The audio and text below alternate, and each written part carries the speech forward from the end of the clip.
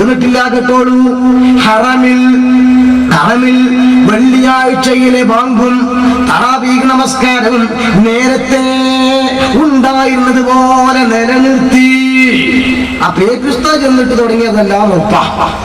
ഇവിടെ ചില ആളുകൾക്ക് അനീപ്യം നിൽക്കണ്ട. അങ്ങനെ ഹജ്ജ് ക്യാമ്പിൽ കണ്ടില്ലേ നിങ്ങൾ? സുബ്ഹാനല്ലാഹ്. എന്തേ ഇന്നലെ ഏറ്റവും കൂടുതൽ ഹജ്മാർ ഗവൺമെന്റിന്റെ വകുപ്പിൽ ഹജ്ജിന് പോയ ദിവസം ഇന്നലെ ഹജ്ജ് ക്യാമ്പിൽ അനൗൺസ് 6:30 മുമ്പ് തന്നെ ഇപ്പോൾ പുറപ്പെടുന്ന ഫ്ലൈറ്റിന് വേണ്ട ഹാജിമാർക്ക് തയ്യാറായിട്ട് എയർപോർട്ടിലെത്തണോ. ബഹുമാനപ്പെട്ട തങ്ങളുപ്പാപ്പ അല്ലാഹു ദീർഘായുസ്സും ആഫിയത്തും കൊടുക്കുമാറാകട്ടെ. ആ തങ്ങളുപ്പാപ്പ ആരൊക്കെ ദുആ നിർത്തിയിട്ടും ജനങ്ങൾ എണീക്കണില്ല.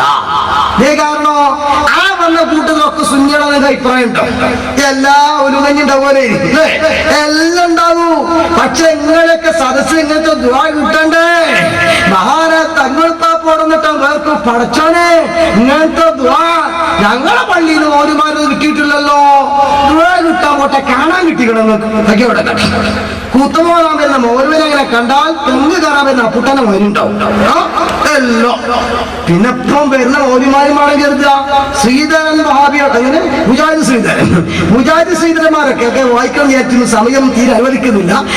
ഉസ്താദ് ഇപ്പൊ എത്തും, എനിക്ക് അതിൽ എത്തേണ്ടതുണ്ട്. അപ്പൊ ഏതായിരുന്നാലും ശരി, അതൊക്കെ മാതൃഭൂമിയിൽ ഫോട്ടോ ചെയ്തും വന്നതാ. ഇങ്ങനെ മുജാഹിദ് ശ്രീധരന്മാരും ജമാഅത്ത് ദാമോദരന്മാരും ഒക്കെ കൂത്തുപോകാൻ വന്നാൽ കണ്ടാത്തിന് ആത്മീയത തോന്നണ്ടേ? അങ്ങനെ ഉണ്ടല്ലോ.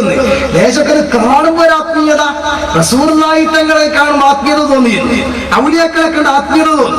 ഇസ്ലാമിന്റെ മുൻകാല ചരിത്രം പരിശോധിച്ചോ, തല തുറന്നിട്ട് ഏതെങ്കിലും ആളുകളുണ്ട് നിഷ്പക്ഷമായിട്ട് അറിയിപ്പോ നിങ്ങൾ മൗദൂദി അടക്കം എന്താ എന്നാലും തൊപ്പി പേരെങ്കിലും വെച്ചിരുന്നല്ലോ. മുൻകാലത്ത് കഴിഞ്ഞ എല്ലാ ആളുകളും അങ്ങനെ തന്നെയാ. ഇവരാണെങ്കിലോ ഒരു ജമാഅത്ത് ഇസ്ലാമിക്കാരെ നിർത്തിയിട്ട് നോക്കിയാൽ ഇടി പറ്റിയ തെങ്ങുക്ക് നോക്കിയവരുണ്ടാവും. അടിയിലൊരു പച്ചപ്പും മുകളിലൊരു കറുപ്പും ഇങ്ങനെ ഉണ്ടാവുക. അത് ഇവരെ നോക്കിയാലോ അങ്ങനെ തന്നെ. എന്തേ മഹാന്മാരായ അമ്പിയാക്കന്മാരും ഔലിയാക്കന്മാരും സലഫ് സ്വാലികളും കൊടുത്ത ആത്മീയത അവർക്കില്ല. ഉത്താർപ്പേങ്ക അതൊക്കെ പൊട്ടിച്ചെറിഞ്ഞു. പിന്നെ എങ്ങനെ കിട്ടിയത്? അദ്ദേഹം തന്നെ പറഞ്ഞിട്ടുണ്ട്,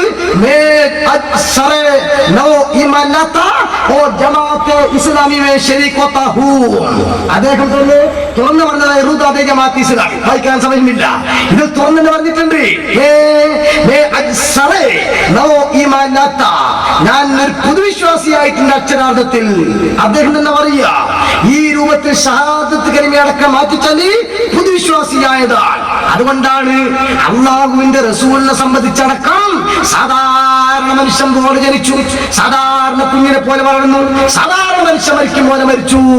പ്രബോധനത്തിൽ എഴുതിയത് അങ്ങനെയാ, സ്വഹാബത്തിനെ പറ്റി എഴുതിയത് അങ്ങനെ തന്നെയാ. പക്ഷേ ആ റസൂലുള്ളാഹി തങ്ങൾ വഫാത്തായ ശേഷവും ആ നബി തങ്ങൾ ആത്മീയത അംഗീകരിക്കുന്നവരാണ് മുസ്ലിമീങ്ങൾ. അത് മനസ്സിലാക്കിയ ജൂതന്മാർ, ഇസ്ലാമിന്റെ ശത്രുക്കൾ ചിന്തിച്ചു, ഈ ആത്മീയ പുരുഷന്മാരെ ഇവരുടെ മനസ്സിൽ നിന്ന് മാറ്റാത്ത കാലത്തോളം ഒരിക്കലും തന്നെ ഇവരെ ഈമാനികമായി തകർക്കാൻ കഴിയില്ല, ആത്മീയ തകർക്കാൻ കഴിയില്ല. അതുകൊണ്ട് പുരോഹിതന്മാരായി ചിത്രീകരിക്കണം പണ്ഡിതരെ.